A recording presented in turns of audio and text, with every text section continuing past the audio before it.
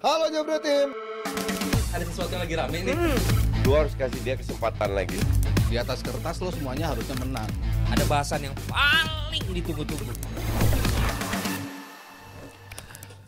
Aduh, gak ada habisnya. MU ini selalu jadi headline. Udahlah kemarin kalah sama Brighton. Abis itu ada cerita lagi yang aneh. Ruben Amorim ngamuk-ngamuk pasca kalah sama Brighton nih.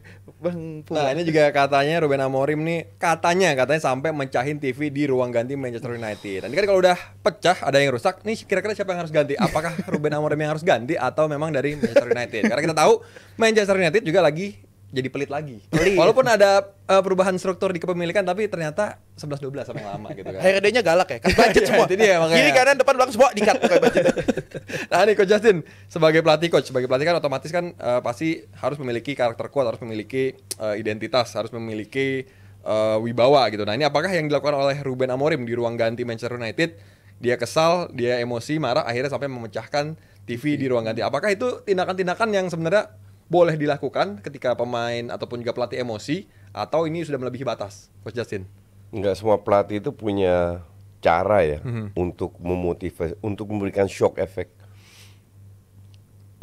Gue pun sering begitu, memberikan shock effect dengan cara masing-masing. Kalau dia memecahkan TV kan, kalau gue kan memecahkan TV terlalu mahal, jadi harus harus diganti. Mikir juga. Jadi mikir dulu kan.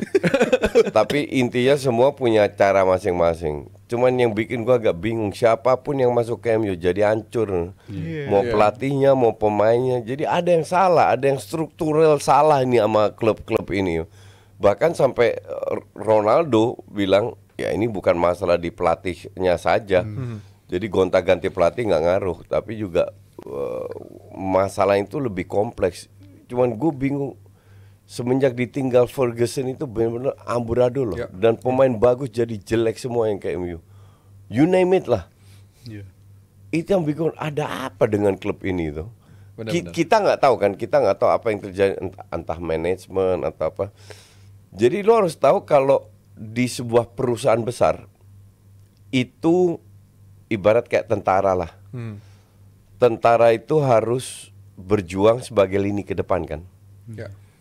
Untuk memenangkan sebuah battle atau perang, pemain depan ini harus happy, harus siap, harus prepare dengan amunisi dan lain, harus dikasih makan on time, harus fit dan lain-lain ya kan. Nah ini juga dalam perusahaan kayak gitu. Karyawan paling bawah di MU itu harus happy untuk bisa menjalankan. Karena lu kebayang gak, lu masuk kantor kalau semua orangnya cemberut seperti apa lu? Ngerti nggak?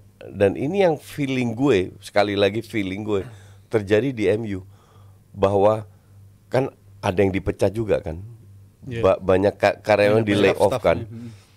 Ini kehadiran Ineos ini tidak membuat perusahaan ini lebih happy. Betul. Sehingga pekerjanya itu nggak optimal.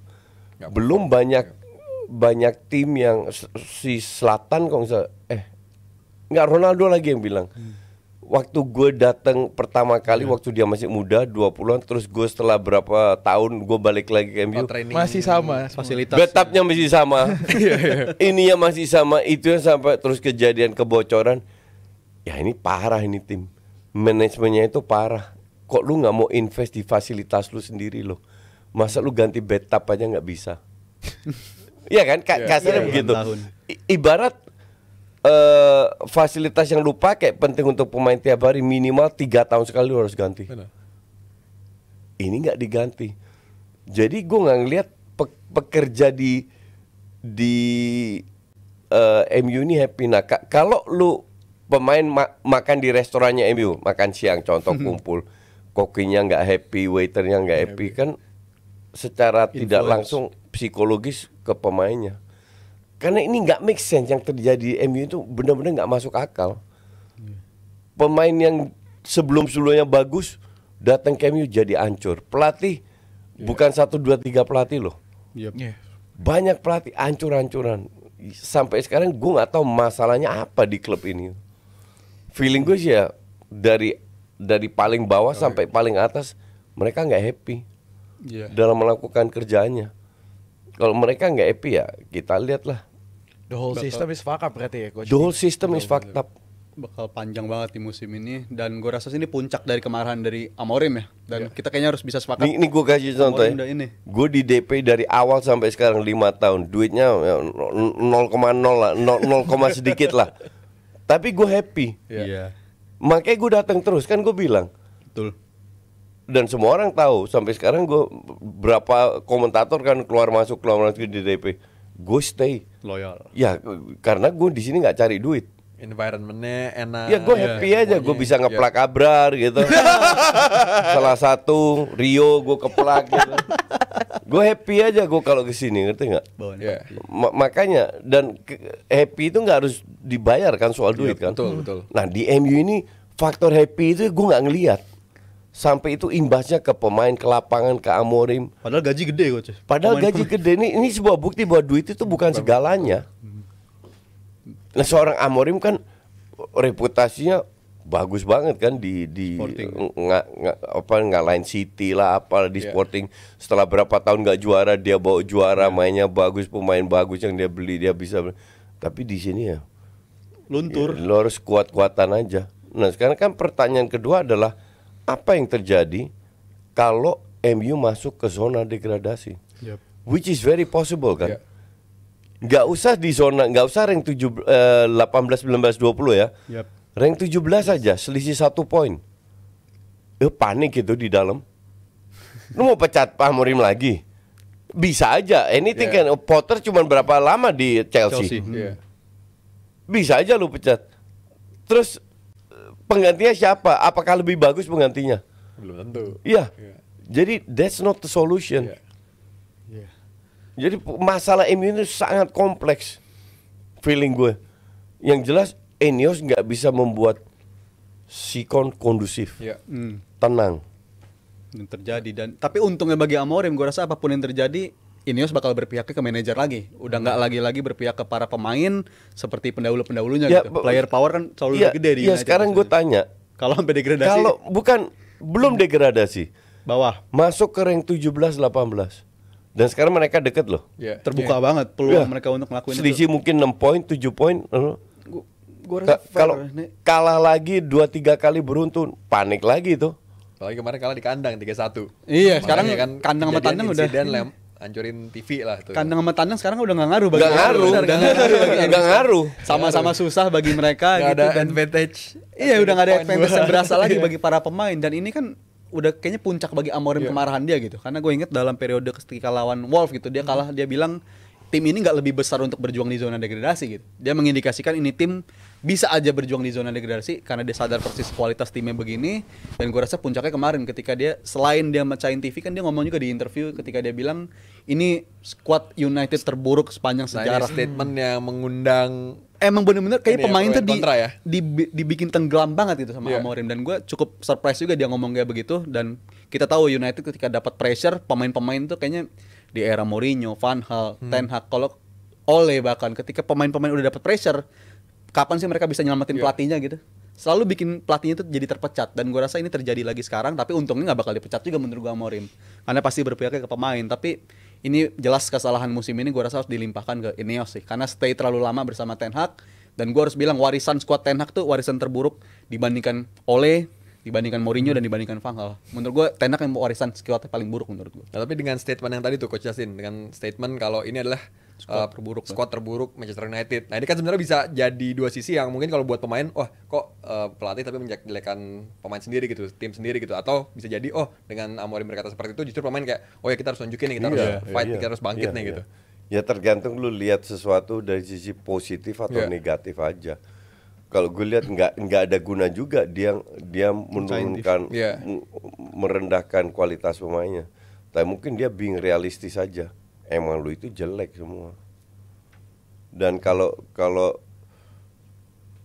Rizal bilang kualitas terburuk, ya gue nggak setengah setuju juga. Karena nggak kualitas terburuk pun pelatih dipecat. Pelatih dipecat ada alasan karena mereka nggak perform, ya kan? Dan pemain ini dibelikan berdasarkan CV atau data atau analisa yang luar. Deli kan cukup bagus, Mazraoui bagus, Martinez bagus, Anthony bagus, Onana jeblok juga, Onana bagus. Kenapa nggak hanya di Ajax, di Inter pun cukup bagus. Maka dari itu karena ada faktor psikologis ya kalau gue bilang, faktor non teknis yang membuat pemain ini nggak perform. Apakah itu di sisi pelatihnya, tapi tim pelatih juga diganti-ganti. Iya, Diganti. total ya. Iya, itu tanya Rashford aja udah berapa pelatih dia alami. Ngerti nggak? Itu kan nggak sehat juga. Dan selain hal itu yang bikin gue lebih kaget lagi selain TV yang rusak, pemain-pemain pada nangis kan. Iya. Ini cengeng bilang cengeng sih, cengeng ini para pemain menurut gue gitu. Nggak, berapa pemain yang nangis? Nggak disebut berapanya, disebut, tapi ya. katanya di ruang ganti pada devastated dan nangis-nangis katanya di ruang ganti setelah kekalahan Brighton kemarin. Menurut Ya gue kenapa? Gue nggak ngerti kenapa lu nangis lawan Brighton. Lu itu berkali-kali kalah lawan tim kecil loh. Iya. Expect apa gitu loh. Iya. Nggak mau Brighton. Jadi agak kocak juga, mungkin ya terlalu banyak drama juga di ruang ganti Iya. itu, nggak ngerti juga gue. bisa jadi itu terjadi dan gue rasa emang pemain-pemain datangin musim ini sama Ineos kan ini udah pembelian Ineos gitu di musim Iya. belakangan ini. Ini bukan pemain yang bisa ngangkat level mereka juga kan di awal musim ngedatengin Ya, lu- Euro dengan harga 60 juta tuh menurut gue Lu beli risky seorang juga. striker itu kan bisa dibilang posisi yang paling mahal ya. Krusial juga pemainnya. lagi. Lu beli striker ya ibarat kayak Gyökeres 100, Iya. Vlahovic aja udah 60, 70. Lu beli Eriksen 40, what do you expect? Dia cetak 40 gol buat lu? Kan nggak make sense. Bukan buat ngubah gitu kan. Iya, kan Cetak nggak make penalti supaya MU lolos. Ya. Beli Euro 60 juta ini nggak make sense Iya, untuk gua. kontrak sisa setahun. Tapi kalau ngeliat pergerakan di United di at least bursa transfer masih ada waktu seminggu 2 minggu lagi lah ya. Gue Lu rasa pikir beli siapa? udah jelas mungkin patternnya coach ketika mereka winger kayaknya nggak ada yang dipertahanin nih menurut gua. Anthony kayaknya bakal dilepas. Rashford Udah bakal dilepas. Anthony udah ke Betis kan? Betis kan udah. Iya. Garnacho yang lagi on the way juga kan bakal dilepas juga ke Napoli. Menggantikan Kvaratskhelia. Iya, di jadi gue ngeliat Napoli. kayak patternnya mereka kayaknya mau bersih-bersih winger, mau berfokus di area yang mau difokusin adalah wingback menurut gue, karena winger kayaknya udah gak kepake lagi di sistemnya, dan kayaknya di belakang striker itu pakai number 10 dan wingback yang bakal jadi Lu krusial pakai utama. dua Tapi number 10 ini siapa? Bruno sama siapa? tadinya kan Mount, tapi kayaknya Amat Diallo paling. bisa ditaruh Amat. Jadi wingbacknya benar-benar pure wingback menurut Iya gue. kalau Bruno sama cedera. Petaka lagi buat United, petaka. Tapi winger kayaknya kelihatannya nggak bakal ada yang dipertanin soalnya menurut gua coach. Gua nggak Disisain tahu. nih. Gua nggak tahu, cuman ya justru yang gue bilang yang harus diganti itu Dalot. Ini Wingbacknya pemain ya. parah banget. Di wingback begitu. Ini pemain parah banget asli. Main di kanan, main di kiri sama aja ya coach Nggak, ya. sama aja. Tapi main terus. Tapi main terus. Karena itu yang nggak ada opsi, nggak ada itu opsi. yang makanya membuat Alan Shearer mungkin juga berpendapat bahwa ini merupakan Atau periode karena dia paling buruk, Portugal. bahkan lebih buruk dari Ten Hag katanya. Tapi gue pikirkan adalah dengan segala macam psikologis Iya. yang ditekan oleh seluruh masyarakat ini untuk ke pemain-pemain Manchester United, apakah ini Nih, menjadi pernyataan yang tepat? Ini dari awal gue bilang ya. Gue berapa kali bilang sama Panji, Kelihatan nih. kita nggak tahu perjanjian oleh manajemen apa. Iya. Bahwa dia datang dengan sistem yang dia suka. Iya. Untuk gue aja agak aneh. Karena kualitas pemain MU nggak biasa main 3-4-3. Iya. Mendadak lu paksa, oke, bisa. Kan pelatih itu harus fleksibel juga. Iya. Iya. Lu butuh berapa waktu lagi untuk menerapkan sistem 3-4-3? Di Inggris siapa sih main 3-4-3? Di sekarang sih dulu Kagak ada. Conte Ya, mungkin di dulu awal. Conte. Sekarang kan nggak ada sama sekali. Dan kalau ada Conte pun cuma satu. Iya. Iya kan? Kalau lu ganti sistem, kepala batu besar sistem lu terbaik, fine, itu hak pelatih. Make sure lu menang. Ini pun enggak. Main bagus, kagak juga. Nggak juga, ya. Iya kan? Jadi nggak ada positif-positifnya di bawah 3-4-3. Tapi bisa juga manajemen bilang sama Amorim, udahlah, lu mau main apa? Gue main 3-4-3. Oke, lu pertahankan sampai akhir tahun. Baru lu ganti pemain 4-5 pemain sesuai dengan selera lu. Baru lu harus perform.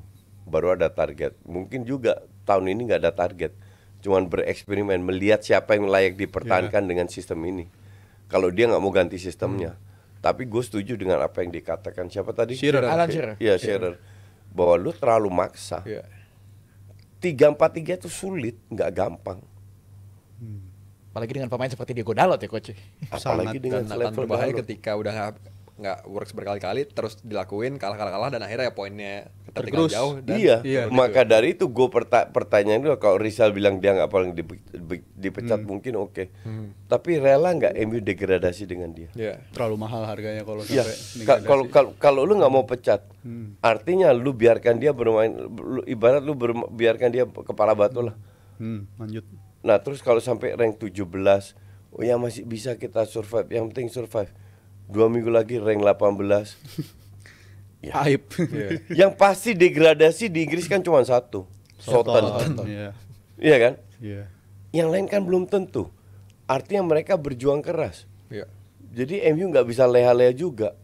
Nih, dan kalau dilihat dari forma sih emang benar-benar mengkhawatirkan banget sih ya. Mereka pernah krisis sama Ole, krisis sama Ten Hag, krisis sama Mourinho, tapi nggak pernah terbesit omongan soal degradasi gitu. Baru di era sekarang krisisnya tuh yang mana degradasi itu jadi memungkinkan, dan dalam beberapa tahun terakhir selain kompetitif di atas meningkat, nyata di bawah juga meningkat loh. Nyata Leicester pun terdegradasi dengan poin hampir 40 poin, tetap terdegradasi 2 musim lalu. Jadi standar juga meningkat, dan menurut gue United kalau nggak berbenah ya prepare for the worst juga sih. Walaupun gue masih ngeliat mereka too good untuk bisa degradasi, masih terlalu bagus lah mereka. Tapi peluang itu terbuka itu. Dan kita pengen ngetawain MU.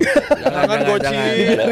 Jangan degradasi. Rank 17 aja biar deg-degan. Itu aib. Oh ya, itu nggak Atau apa-apa. rank 18 sampai hari terakhir baru mereka lolos. Oh, jantungnya sih.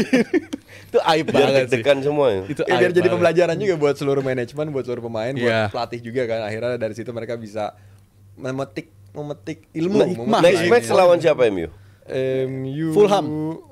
Fulham di away. Fulham away. Away. Ya Karena udah, kemarin habis home lawan Brighton kan. bungkus juga. Itu berat. lawan Rangers dulu nih, Rangers dulu, habis itu habis Fulham. ya. Habis itu Big Match Rangers datang bisa lagi. menang lah atau seri atau Rangers apa. harusnya menang karena di nafas. situ ada Ahmad Diallo yang pernah bermain di Iya. Rangers, jadi tahu lah kisi-kisi. Bisa lah. Lu pikir Habis itu ini turun. matematika apa? Tapi harapannya gitu, harapannya. Tapi secara psikologi gue udah siap dibungkus. Sama kayak Rizal udah siap dibungkus juga kan. Tapi terima kasih banyak Koci. Terima kasih banyak Rizal. Terima kasih juga Yoi. Bang Puma. Terima kasih pada Jebret TV yang udah menyaksikan DP hari Rabu. Terima kasih juga pada Awi dan juga Mitsindo Visual Pratama. Jangan lupa hari Jumat nanti kita juga tetap ada Dewan Pandit Indonesia edisi Jumat Ceria, membahas pertandingan-pertandingan dari Liga Eropa. Terima kasih banyak yang sudah menyaksikan. Sampai jumpa di hari Jumat. Bye-bye Jebret Team. Halo Jebret Tim. Ada sesuatu yang lagi rame nih. Lu harus kasih dia kesempatan lagi. Di atas kertas lo semuanya harusnya menang. Ada bahasan yang paling ditunggu-tunggu.